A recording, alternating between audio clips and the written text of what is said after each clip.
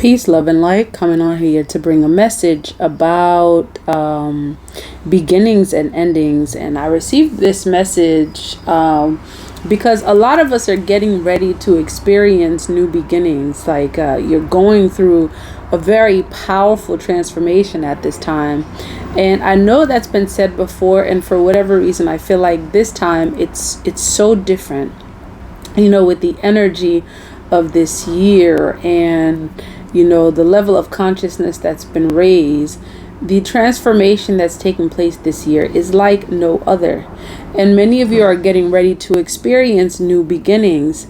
And what you may be noticing is that this whole aspect of getting ready means that there are also things happening to prepare a place or to prepare the energy for what's about to come. And the period of preparation for this beginning, or this transformation, is oftentimes one of the most challenging times in a cycle, right? We know that in a cycle there's beginnings, there's a middle, and there's the ending. Now, the ending part oftentimes can really be one of the most challenging, because oftentimes we get stuck, we get used to, we get complacent, to whatever was taking place in the last cycle. And this is where it's like your energies are really fighting to continue to elevate, so that way you can prepare for the new cycle. Because the new cycle, what makes it new is that there are new things happening, new energies. You're getting ready to be gifted something that you haven't been gifted before. But before you do that period of transition oftentimes can be the most challenging. And it oftentimes requires the most focus on your part, and also requires you to connect deeply on a spiritual level. Because if you're not cautious, that period between the ending and the new cycle is a sensitive period, to where you may find yourself going back to something, going back to old patterns that no longer serves you, while your spirit guides are trying to push you forward so that way you can start something new. There's a part of you, there's a part of us that oftentimes gets so complacent doing what it does. We're used to doing what we do. There's that part of us that's tempted to be complacent, because the physical part of us likes the idea of the things that we're used to, but in order for us to grow, and start a new cycle, this requires that we release a lot of things, and we release control, and we release the idea of being used to things. Because if you get stuck getting comfortable with things that you will never embrace the new cycle. And I feel like for many of us, that's exactly what's happening. We're finding, and seeing the challenge and embracing the changes that are taking place to get us ready for the new cycle, right? And, for many who are saying, well, there's always a new cycle, that's correct. You're always ending cycles and beginning new cycles. Specifically for right now, it's really important that you connect to the end result, or the beginning. Because unless you do that, then you'll be tempted to kind of like fall back to a place, a person, a thing that seems very familiar, because it's comfortable. Okay, so be cautious with being in this zone of comfort, because that zone of comfort is the very thing that could literally put you to sleep and keep you from progressing, right?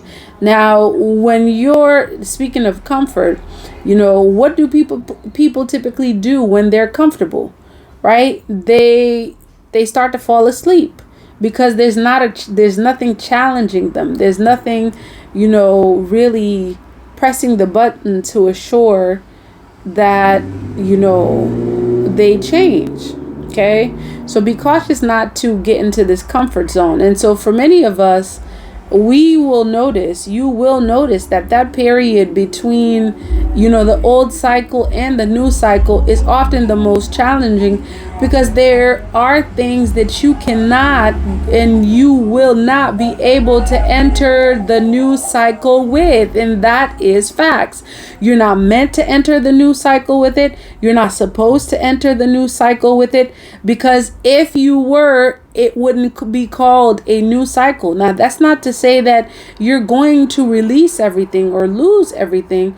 That's just saying that we have to be ready and willing at all times, at any time, to release and let go to what no longer serves us. And this is our way of saying yes to the universe. This is our way of saying, I'm walking in trust and knowing that all things work in my favor. All things are working, for my elevation. And again, this came about because of my own personal story of now having to shift my energy, because things are no longer functioning the way they used to. Things are no longer functioning the way they used to, because because now the vehicle that I have is no longer here. And then in that process, I'm also finding out that there's a lesson. There's something that the universe wanted to bring to my attention. And this is the way that the universe had to bring it to my attention, was to basically disrupt everything. And you will find that the universe will disrupt everything. Okay? And many of you will know that this resonates. The universe will disrupt everything to teach you the lesson that is needed, to show you what you need to see. And oftentimes that happens when we're not either we're not willing, or we're not able to see it, or perhaps that's just the way it was supposed to happen. Okay? So many of you may be going through your own personal experiences where you are seeing this death and rebirth energy take place within your own lives. You're seeing how transitions are happening, like in real time. And many of us are not really ready for that because we weren't taught that. Just know that this period of transition is necessary for the new beginnings. And,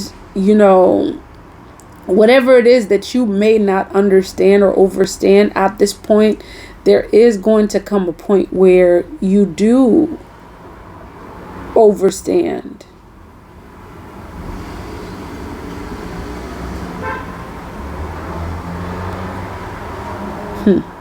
And that's it. You're going to get to a point where you overstand.